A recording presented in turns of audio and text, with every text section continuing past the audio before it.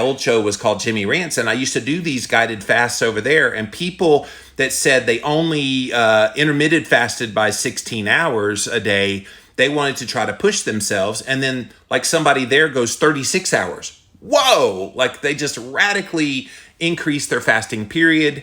Some people that have done 48 hours, they then were able to go 4 or 5 days. So wherever you are in your journey, if you've never tried to push yourself on a fast just to see how you'll do, it's definitely worth trying. And there's uniqueness with each of the days, which is why I want to go live on all of these days. So what do you think, Lindsay, we'll go to you. What do you think kind of is one of the major challenges besides the mental aspect of, oh my God, I'm about to go on a starvation diet? What are some of those mental challenges you think that prevent people from even starting? I think the overwhelm and also the conditioning that we've been raised that we're doing a disservice to our body when we take food out of the equation, that we're going to muscle waste, that our body's just going to start eating all of our own muscle. Yes. And that is actually very untrue. And if you think about historically, when there was feast-famine cycles, naturally, we didn't have an overabundance or a grocery store on every corner. We had to go out and get our food. And so actually our body has this amazing mechanism that when we fast, we actually increase those ketones, we use that fat, and it is sparing to our muscles. So actually one way to preserve muscle is to fast. Ironically, right? Because people think, oh my gosh, and that's a big point, Caitlin. People go on a fast and they feel that maybe first little twinge of the what we will call the waves of hunger, because there are waves of hunger in there. And they think, oh my gosh, it's just going to get more and more intense and intense and intense and intense. And that's not what happens at all. No, it doesn't. And I think what the quote unquote hunger is something that we should actually talk about. Yes. I don't actually think people know what hunger truly feels like nowadays. It's more habit. Like we're in a habit as to, you know, what do we start our day with? At what time? What time do we have lunch? What time do we have dinner?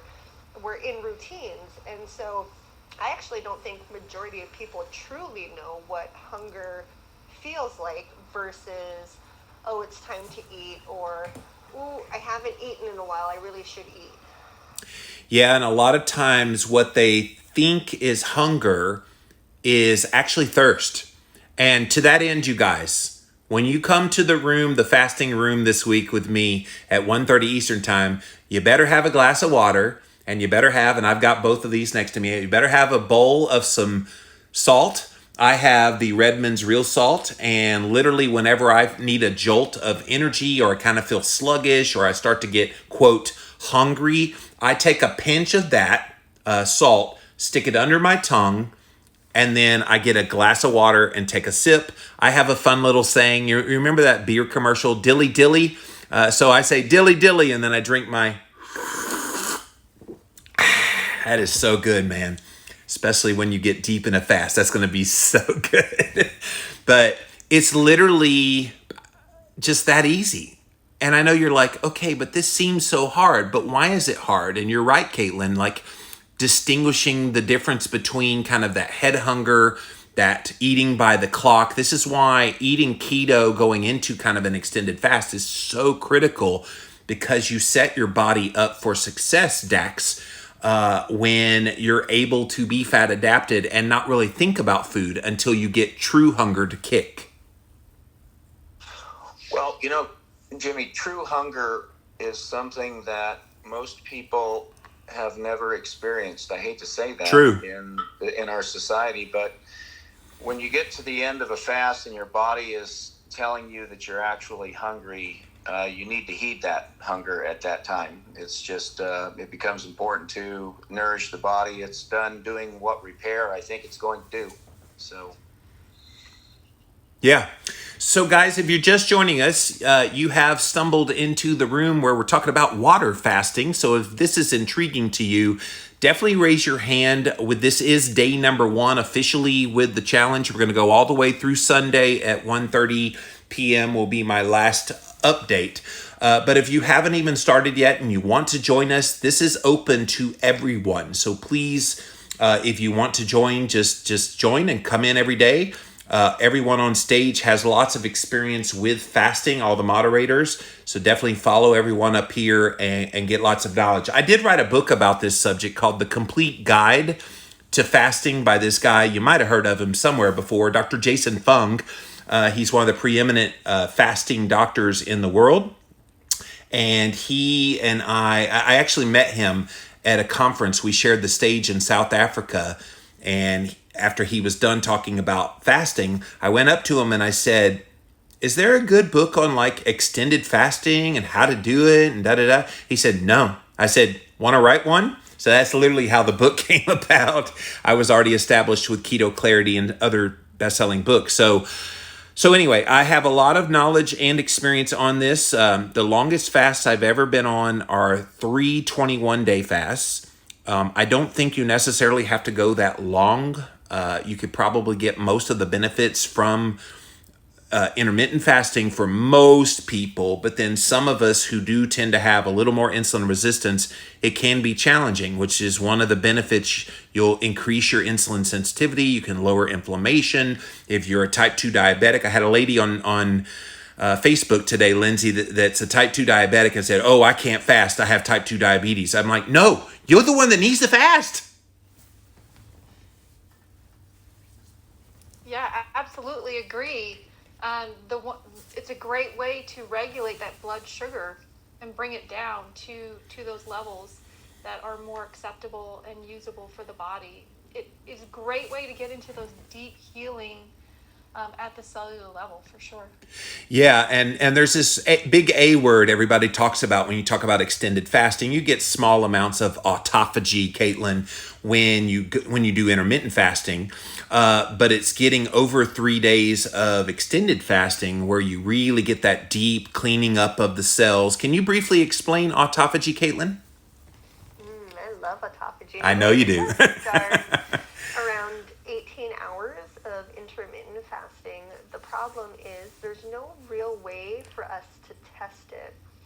So research is saying that it starts around day 18 and it continues to increase and it hits its maximum right around, 3 days, 72 hours, or 50, anywho. And so what autophagy is it literally means to self-eat. And although that doesn't sound glamorous, it doesn't sound like that's something that we should actually be doing. What it's doing is it's getting rid of the cells that are no longer functioning. They're not performing the function that they are meant to do. And those old, worn out, dead senescent cells can become problematic. One, they take up space. Two, they increase our weight because they're there doing nothing. And they also have the capability, not saying that it will, but it has the capability of turning into a bad cell. So it could either turn cancerous, or it can start to perform functions or turn on genes that are unwanted.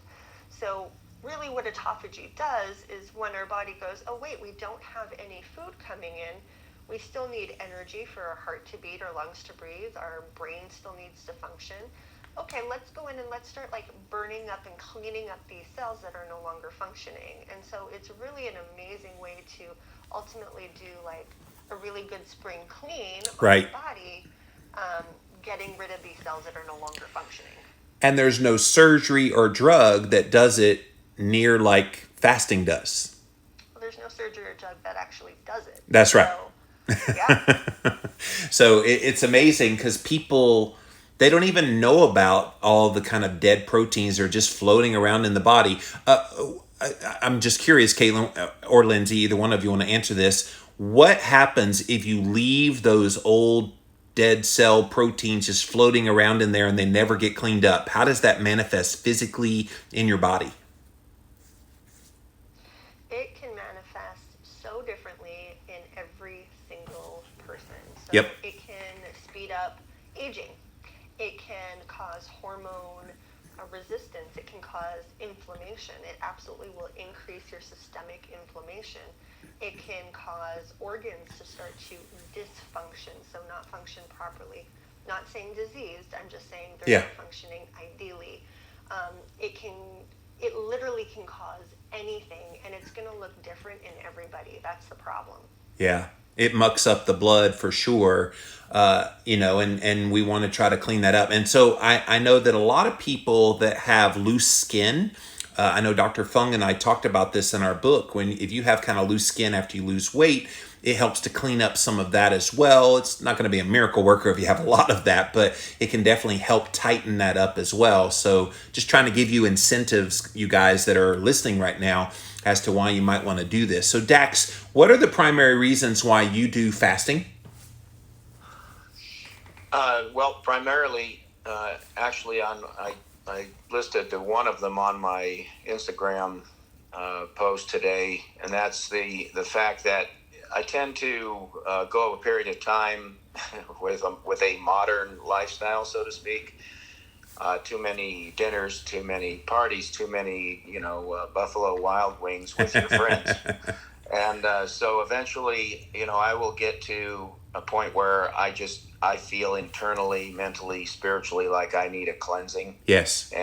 And that is that's the primary reason I do it. I've made a commitment to myself to start like with this 7. I really appreciate you getting me involved in this, the timing of this, because this will keep me on down the road, keep me more consistent with this. But I plan on doing a 7-day fast every seasonal change going forward. Nice. It's just it's good house cleaning. You do spring cleaning, right, in the spring.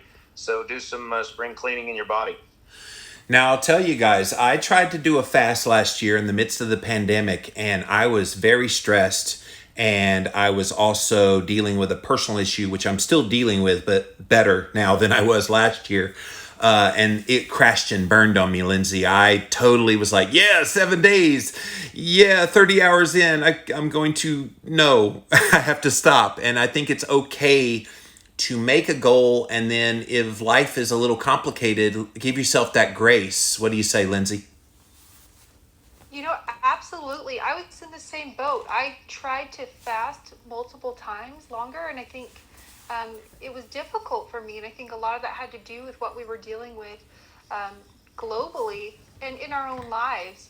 All of a sudden I had to not only do my own work, but then I had to somehow learn how to homeschool my child and entertain her and also be her counselor through all of this. And many other parents, I know I'm not alone, but for everyone, we all had our own challenges. And so, yeah, there's a right time to do it. If you are overly stressed, that's not the right time. And that could be for many different ways, mental, emotional, and physical stressors. The body perceives it all as the same.